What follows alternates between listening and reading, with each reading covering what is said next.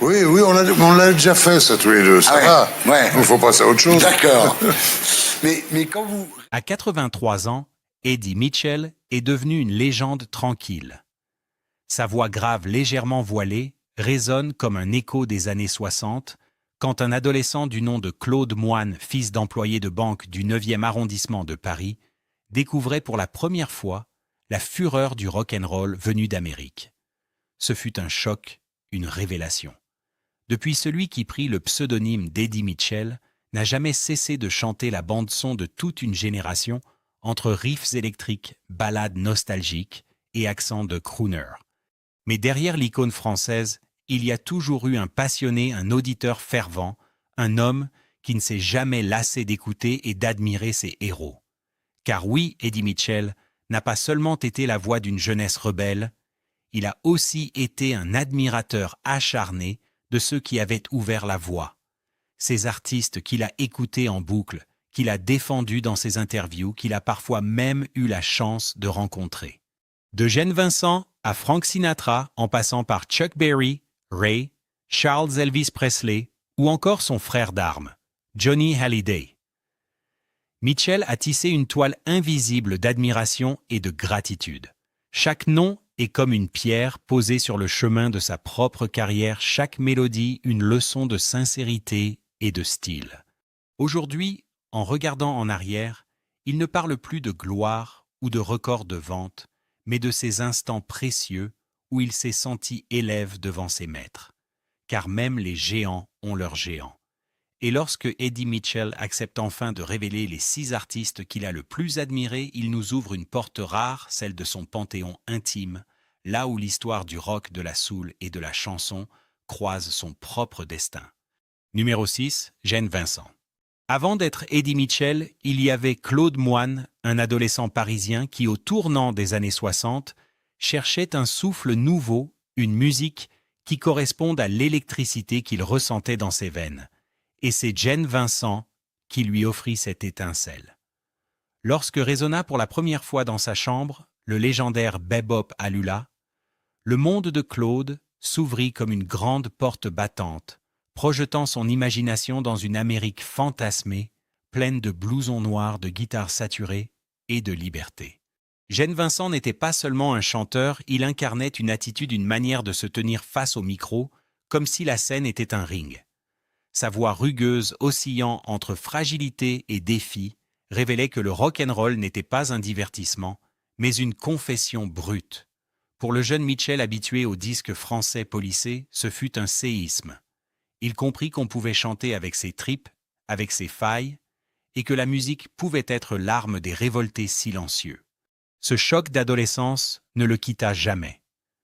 Avec les chaussettes noires, Mitchell reprit plusieurs titres de Vincent presque comme un acte de foi. Sur scène, il imitait ses postures, reprenait son énergie fébrile, comme s'il voulait prolonger ce cri venu d'outre-Atlantique. Le public français avide de modernité se laissa entraîner par ce souffle nouveau, et derrière chaque accord, derrière chaque hurlement, on pouvait deviner l'ombre bienveillante de Gene Vincent, maître invisible, guidant ses disciples européens. Mais l'admiration de Mitchell ne se limitait pas à une fascination de jeunesse. En vieillissant, il garda pour Vincent une tendresse particulière, presque paternelle. Car Gene Vincent n'a pas eu la carrière flamboyante d'un Elvis Presley, ni la longévité d'un Chuck Berry. Sa vie fut une course heurtée, marquée par les blessures et les excès, et il quitta ce monde trop tôt. Mitchell le savait, et c'est peut-être cette fragilité qui l'émeuvait le plus. Gene Vincent disait-il un jour, « C'est le rock dans toute sa vérité, beau, violent, fragile et toujours sincère. » Il y a dans cette phrase la clé de son admiration. Car au fond, Mitchell se reconnaissait dans cette tension entre éclat et mélancolie, entre fougue et vulnérabilité. Lui aussi a bâti sa carrière sur ce fil passant du rocker adolescent au crooner désabusé, sans jamais renier l'enfant émerveillé qui avait un jour posé un disque de Gene Vincent sur sa platine. Alors lorsque l'on demande à Eddie Mitchell quel fut son premier choc, il ne cite pas les plus évidents, mais ce chanteur à la jambe abîmée, ce pionnier qui semblait tout donner jusqu'à sa santé pour faire vivre une chanson de 3 minutes. et dans ses yeux, on comprend que derrière l'immense carrière qu'il a bâtie, il y aura toujours quelque part un adolescent parisien qui continue d'applaudir Gene Vincent comme à son premier concert. Numéro 5, Chuck Berry. S'il fallait désigner un véritable père fondateur du rock'n'roll, Eddie Mitchell n'hésiterait pas une seconde, ce serait Chuck Berry. Là où Gene Vincent avait allumé l'étincelle, Berry alluma l'incendie. Car avec lui, le rock n'était plus seulement un cri de jeunesse, mais une langue nouvelle, un vocabulaire rythmique et poétique que des générations entières allaient apprendre par cœur. Pour le jeune Mitchell, écouter Chuck Berry, c'était découvrir un écrivain caché derrière une guitare.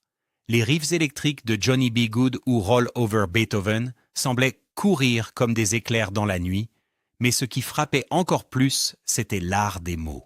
Berry racontait des histoires, celles d'adolescents, rêvant de gloire de voiture, lancés sur des routes poussiéreuses de danses endiablées où la vie se jouait en 3 accords.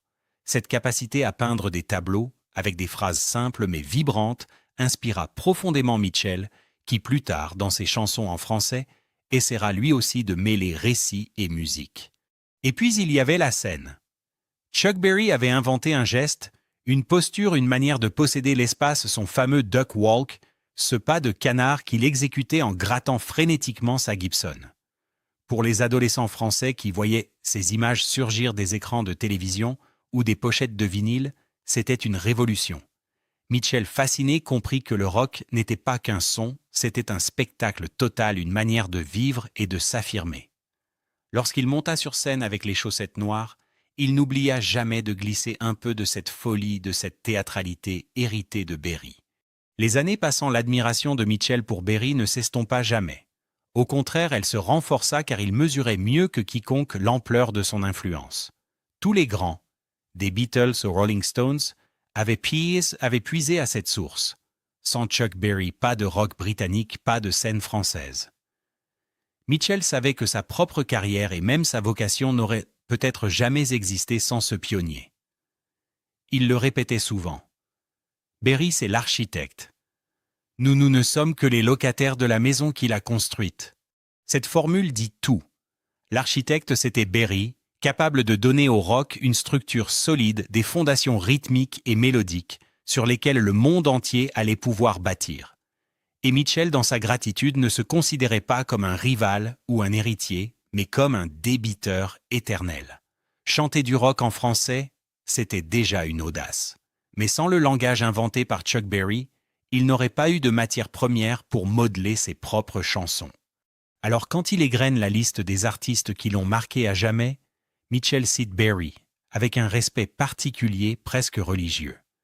Car dans chaque riff de guitare, dans chaque mot, scandé sur un rythme syncopé, il entend encore battre le cœur de son adolescence. Et il sait que tant que Chuck Berry continuera d'être écouté, l'histoire du rock restera vivante, palpitante, immortelle.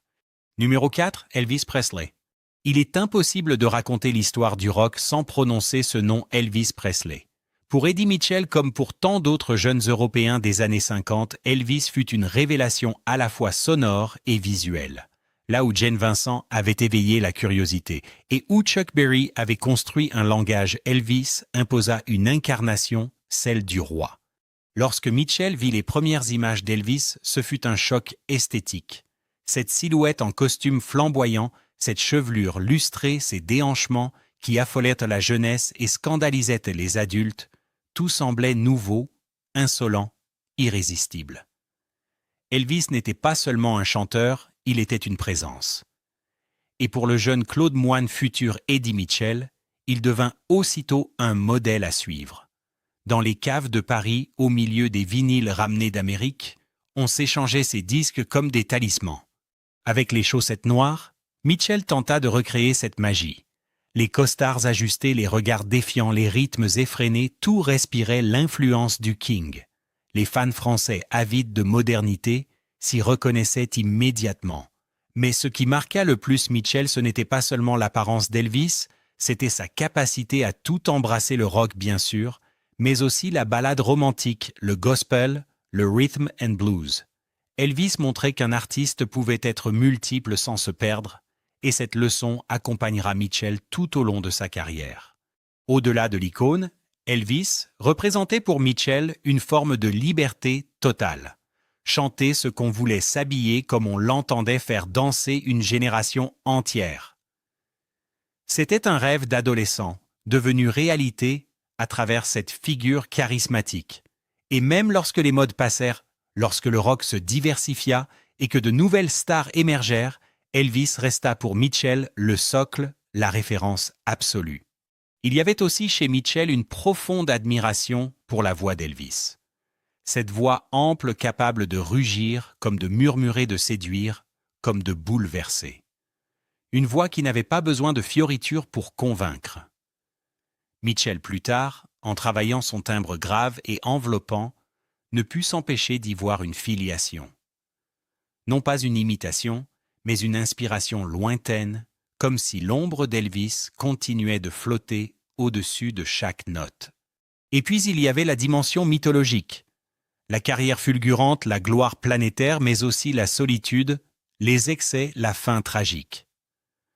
Pour Mitchell, Elvis n'était pas seulement un musicien, il était un destin, une légende vivante, devenue légende tout court. Elvis, disait-il, c'est l'Amérique, tout ce qu'elle a de grand et tout ce qu'elle a de fragile. En plaçant Elvis parmi les artistes qu'il admire le plus, Eddie Mitchell ne fait pas qu'honorer une idole d'adolescence. Il reconnaît la dette d'une génération entière de musiciens français, ou non, envers celui qui transforma un simple genre musical en phénomène mondial. Dans le cœur du rocker français, Elvis restera à jamais le roi, celui qui lui montra qu'avec une chanson et une guitare, on pouvait conquérir le monde. Numéro 3, Ray Charles. Si le rock avait forgé l'adolescence d'Eddie Mitchell, la découverte de Ray Charles fut comme une révélation spirituelle. Là où Elvis et Berry portaient la parole et la flamme de la jeunesse rebelle, Ray Charles ouvrait une autre porte, celle de l'âme du gospel de la vérité nue dans la voix humaine. Pour Mitchell, entendre Ray Charles, c'était se rendre compte que la musique pouvait être bien plus qu'un défouloir. Elle pouvait être une prière, une confidence, une main tendue. Ray Charles, avec son piano et son regard voilé par l'ombre de la cécité, incarnait la force intérieure. Sa manière de fusionner le gospel avec le rhythm and blues, d'y glisser du jazz et même de la country bouleversa le paysage musical mondial. Mitchell, qui commençait à chercher sa propre voix au-delà du simple rock à guitare, trouva dans cet éclectisme une source d'inspiration immense. Il comprit que l'authenticité n'avait pas de frontières, peu importait le style du moment que l'émotion était vraie. Un souvenir l'avait particulièrement marqué le jour où il entendit « What I Say ». Le morceau semblait tailler en pièces toutes les conventions mélangeant transe religieuse et sensualité profane. Pour le jeune chanteur français, ce fut comme une gifle douce, un rappel que la musique devait déranger pour être sincère. Plus tard, quand Mitchell se lança dans des registres plus proches du jazz ou de la soul, il avouera que cette audace venait directement de Ray Charles. L'admiration de Mitchell ne s'arrêtait pas à la technique ou au génie musical. Il y avait chez Ray une dignité, une fierté, une manière de se tenir face au monde qui l'impressionnait. Malgré les obstacles, malgré une vie jalonnée de difficultés, Charles restait debout, avec son sourire lumineux et sa voix de feu. Mitchell voyait en lui un exemple, celui d'un artiste qui, sans jamais trahir ses racines, avait su conquérir la planète entière. Cette influence se ressentira particulièrement dans la carrière solo de Mitchell lorsqu'il délaissera peu à peu le rock adolescent pour devenir un crooner à la française. Dans ses albums, où se mêlaient des ballades orchestrées et touches de jazz, on retrouvait l'ombre bienveillante de Ray Charles. Non pas dans une imitation servile, mais dans une recherche de vérité chantée pour dire quelque chose, chantée pour émouvoir, chantée pour guérir. À plusieurs reprises, Mitchell rendit hommage à Ray Charles dans ses interviews évoquant ce qu'il appelait la leçon de sincérité. Car pour lui, Ray Charles prouvait qu'on ne chante pas seulement avec la gorge ou les cordes vocales, on chante avec ses cicatrices, ses blessures, ses élans intérieurs. Et cette conviction traversera toute son œuvre. En plaçant Ray Charles parmi ses admirations suprêmes, Eddie Mitchell révélait aussi un pan plus intime de lui-même. Derrière l'image du rocker en blouson noir, il y avait un homme sensible, avide d'authenticité, en quête de profondeur. Ray Charles fut ce maître invisible qui lui montra que la musique, lorsqu'elle est vécue de l'intérieur, devient universelle. Numéro 2, Johnny Hallyday. Parler de l'admiration d'Eddie Mitchell sans évoquer Johnny Hallyday serait impensable. Entre eux, il n'y avait pas seulement le respect artistique, mais une amitié indestructible forgée dans les flammes du rock et consolidée par plus d'un demi-siècle de complicité. Ils furent deux faces d'une même pièce, l'un Johnny flamboyant, excessif, toujours sur la crête des émotions. L'autre Eddie, plus discret, plus ironique, mais tout aussi passionné. Ensemble, ils écrivirent une page essentielle de l'histoire musicale française. Dès les débuts, Mitchell sut reconnaître en Hallyday une énergie hors du commun. Le jeune Johnny, à peine sorti de l'adolescence, avait déjà ce pouvoir de captiver les foules, de transformer une scène en arène. Eddie, qui le côtoyait dans les années 60, voyait en lui une sorte de frère de route, une incarnation française de cette flamme rock importée d'Amérique. Il admirait non seulement sa puissance vocale, mais aussi son endurance. Johnny ne reculait jamais devant les excès, il donnait tout chaque soir comme si c'était la dernière fois. Cette admiration se nourrissait aussi de moments partagés. Les deux artistes ne se contentaient pas de s'apprécier à distance, ils vécurent ensemble des tournées des soirées des confidences. Leur complicité culmina dans le projet « Les Vieilles Canailles », ce trio mythique avec Jacques Dutronc.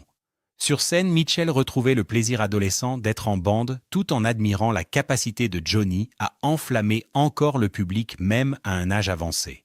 Ce spectacle ne fut pas seulement une réunion de stars, mais un hommage mutuel, une célébration d'une fraternité indestructible. Eddie Mitchell admirait aussi chez Johnny une qualité rare, sa sincérité brute. Hallyday n'était pas un stratège, encore moins un calculateur. Il vivait tout à l'instinct, au cœur, quitte à se brûler. Mitchell, plus rationnel, voyait là une force qu'il ne possédait pas lui-même et qu'il respectait profondément. Johnny, disait-il souvent, c'était le dernier héros. Une phrase simple mais qui résume bien la place unique qu'il occupait dans son cœur. Et puis, il y avait l'histoire humaine. Quand Johnny disparut en 2017, Mitchell fut l'un des premiers à témoigner avec des mots simples mais bouleversants.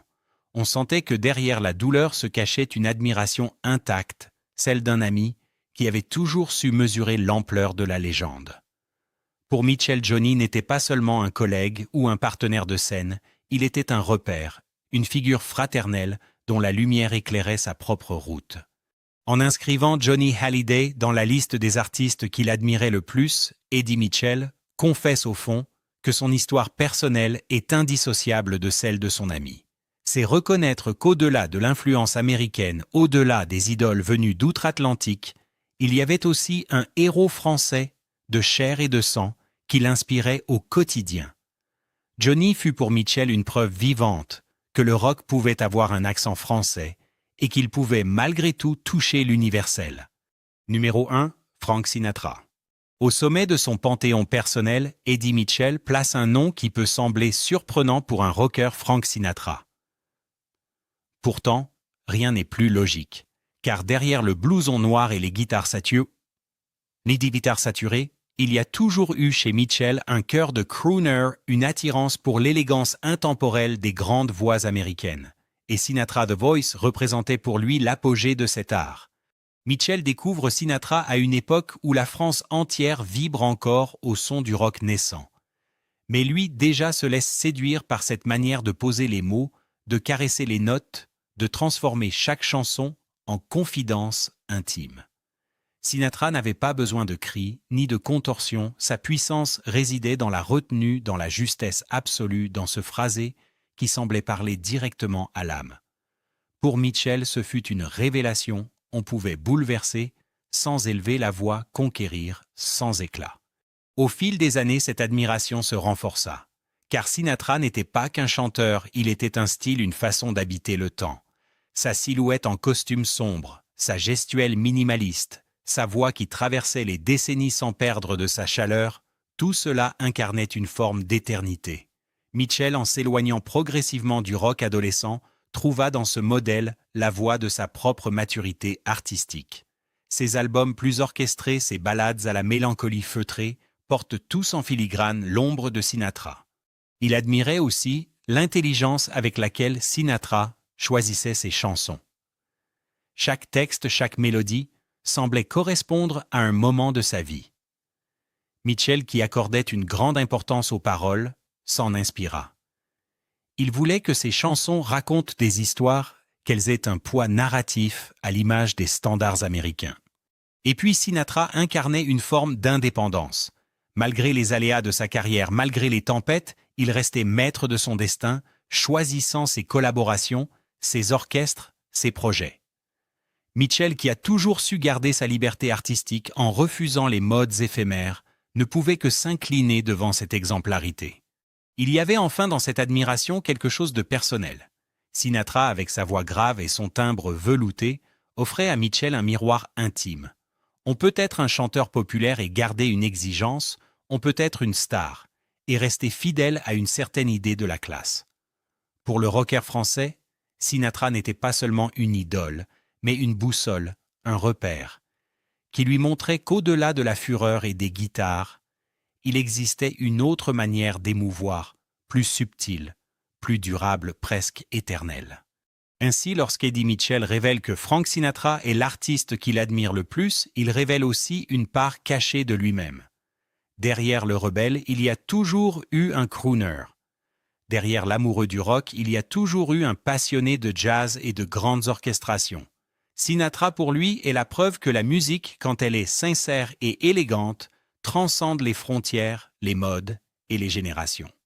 À 83 ans, Eddie Mitchell regarde son parcours avec la sérénité de ceux qui savent avoir vécu plusieurs vies en une seule. Derrière lui, des dizaines d'albums, des tournées mythiques, des films, des complicités artistiques qui ont marqué des générations. Mais lorsqu'il évoque ses admirations, on comprend que l'homme n'a jamais cessé d'être un spectateur émerveillé, un passionné resté fidèle à ses premiers frissons. Gene, Vincent Chuck Berry, Elvis Presley, Ray Charles, Johnny Hallyday et Frank Sinatra, 6 noms, 6 destins, 6 phares, qui ont illuminé sa route. Chacun lui a appris quelque chose d'essentiel. De Vincent, il a retenu la sincérité brute. De Berry, l'art de raconter. D'Elvis, la force du charisme. De Ray Charles, la profondeur de l'âme. De Johnny, la fraternité indéfectible. De Sinatra, enfin, l'élégance suprême. Ces admirations ne sont pas seulement des souvenirs, mais des racines. Elles expliquent pourquoi Mitchell a su traverser les décennies sans jamais se trahir, passant du rocker enragé au crooner raffiné avec la même authenticité.